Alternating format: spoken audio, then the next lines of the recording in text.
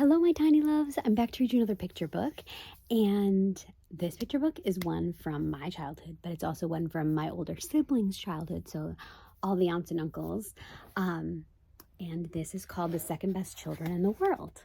And it's by Mary Lavin. Here is the little picture on the front. I've been searching for this book for so long and I finally found it. So I'm really happy. This is Matt. This book is so old they don't even print new copies of it. That's pretty cool. The Second Best Children in the World. Mary Lavin, illustrated by Edward Ardizzone.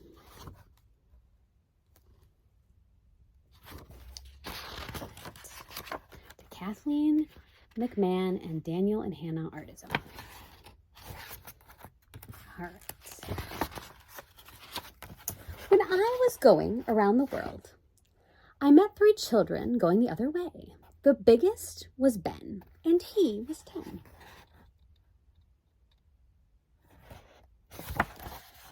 She's wearing a hoodie.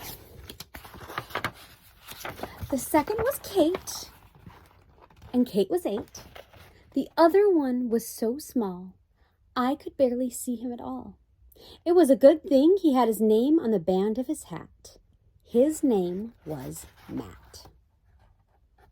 So there's Kate and Matt.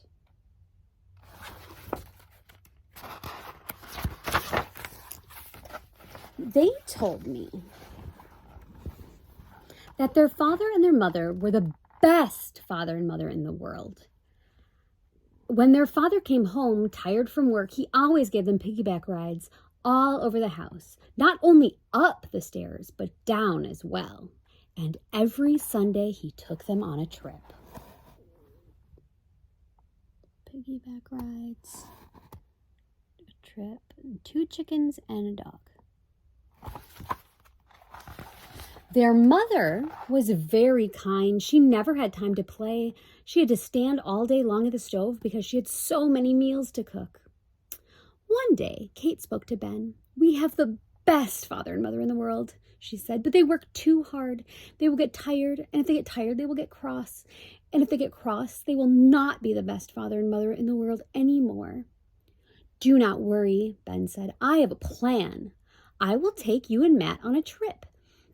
And while we are away, our father and mother will put their feet up. We will go on a long trip. We will go around the world." "That is a good idea," Kate said. "Let us go and tell our mother and father." There's the mother who's working and making meals all day, and there's their pets.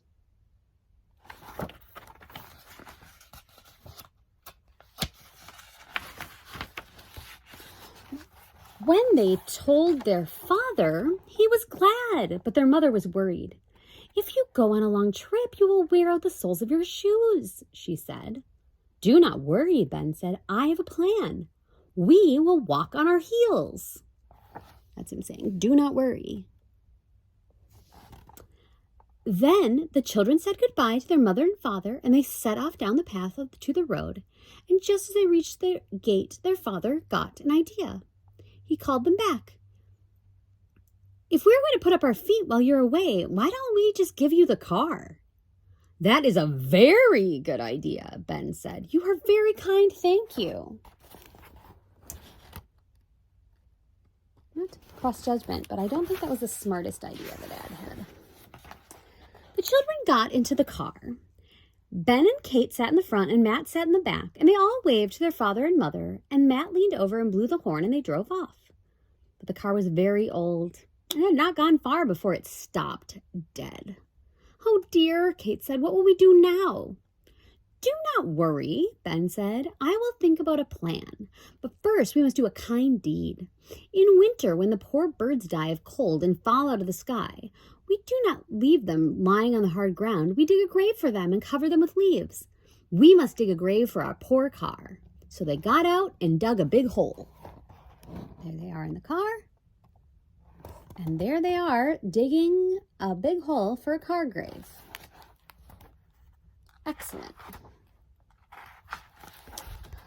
Just then, an old man came along. "What are you doing?" he asked. When they told him, he was pleased. "You are very kind children," he said. "Some children are very cruel to their cars.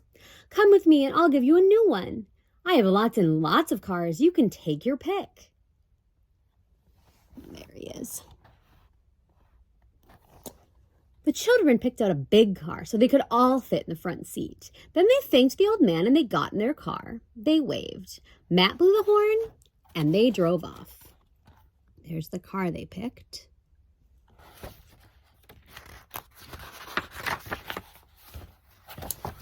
They drove all day long, and when it got dark, they climbed into the back seat and went to sleep. The next day they drove off again. They had not gone far before suddenly they came to an ocean. "Oh dear," said Kate, "what will we do now?" "Do not worry," said Ben. "I have a plan." Listen, Ben always has a plan. Beside the ocean there was a pier, and tied to the pier there was a tug. The captain of the tug was sitting on deck. "Please, sir," Ben said, "will you take us across the ocean?" "No, I will not," the captain said. "Your car is too big. It might sink my tug, and I cannot swim." "Do not worry," said Ben. "I have a plan. We can swim. You lend us your tug while we are away, and you can put your feet up." Very similar to his other plan. "That is a good idea," the captain said. "I need a rest." And he took his sea chest and went ashore. "Thank you, sir," said Ben, and he went on board. But Kate was worried. "Oh dear," she said, "I'm afraid our car will not fit on the deck." "Do not worry," Ben said. "I have a plan." Ben piled the lifeboats on top of each other in the bow, and he pushed the funnel down to the stern. "Now we have plenty of room for the car," he said. "The ship will be steady on top of the waves if we meet a storm at sea." So there he is getting his sea chest and making room for the car.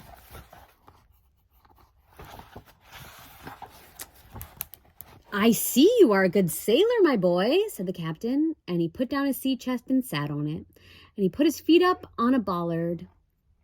"Thank you, sir," Ben said again. Then Kate and Matt came on board, and Ben went below and started the engine. When Ben came back on deck, they all waved to the captain.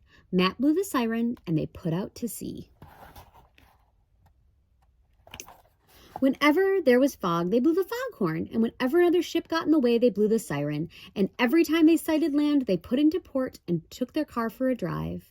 And soon they had been every place in the world. The world is very big, so those are some busy kids. Some places were hot and some places were cold. Some places had so much grass and some places had so much sand. Some places had so much ice and snow that they had to get out of the car and push it from behind. So there's the sand and the snow. But they never forgot to walk on their heels. No matter where they went, their shoes were always nice and shiny. Have you all tried to walk on your heels before? I might have tried it when I was young, but I haven't tried it in a very long time. Maybe I'll have to try that. But one day, an awful thing happened. Their shoes began to get too small for them. Then their clothes began to get too small. And at last, Matt's hat got so small, they could not even read the name on the band. Oh, goodness.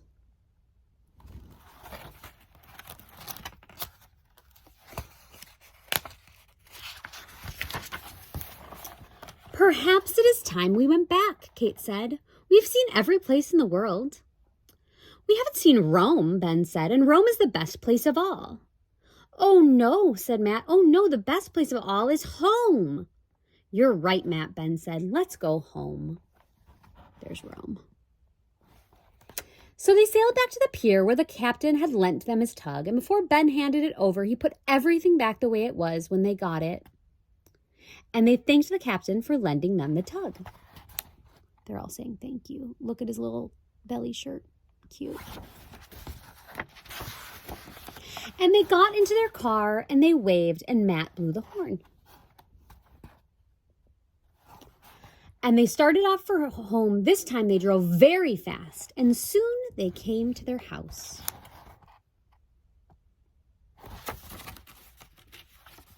Can I just show you something about this illustration? Don't these look like eyeballs? I think that's fun.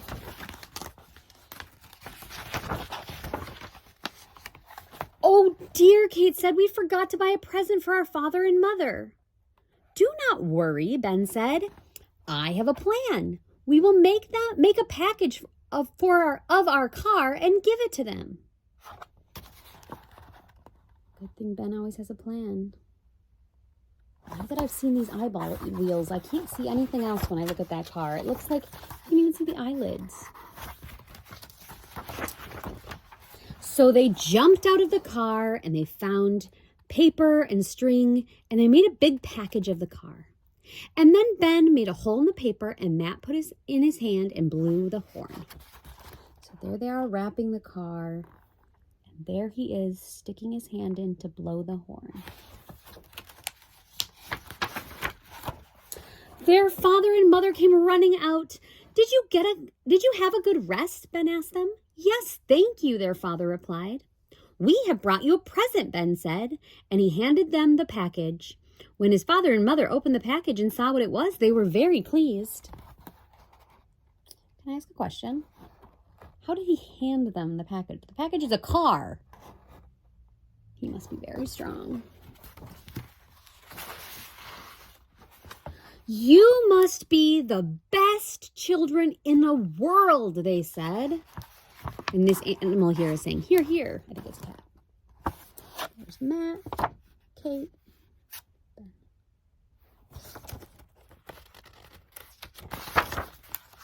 Oh, no, said Ben. We are not the best. We are only the second best. If we said we were the best, we would be stuck up like this. That's what stuck up people look like, in case you wondered. The best children always say they're only the second best. But I think they were the best. What do you think?